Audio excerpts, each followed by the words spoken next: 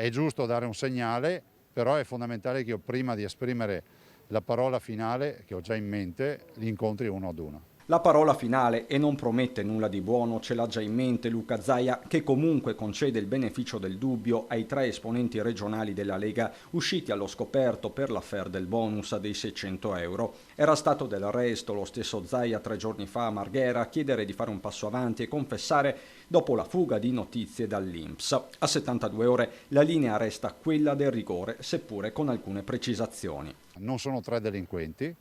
Sono 3 persone, hanno diritto ovviamente di essere rispettate come persone, hanno fatto una richiesta di bonus che è un diritto di legge e si discute invece sull'opportunità di fare questa richiesta. I cittadini hanno ragione quando pongono la questione dell'opportunità. Già, quella opportunità che fa rima con moralità e che sta portando i vertici della Lega al siluramento di tutti i soggetti a vario titolo coinvolti, come ribadito già di prima mattina dal leader Salvini, ma il sigillo dell'ufficialità manca ancora e lo stesso Zaia, che in Veneto ha la golden share del partito, dice che i casi dei consiglieri Barbisan e Montagnoli sono diversi da quelli del suo vice Forcolin. Rispetto ai casi, abbiamo 2 casi di consiglieri che hanno fatto la richiesta e hanno ricevuto il bonus e poi lo hanno dato in beneficenza, e un caso, nel caso specifico il mio vicepresidente Forcolin, che ha detto di aver avuto la richiesta fatta dallo studio associato. Lui è un commercialista, dice tutti hanno fatto tutto, lo studio ha fatto la richiesta.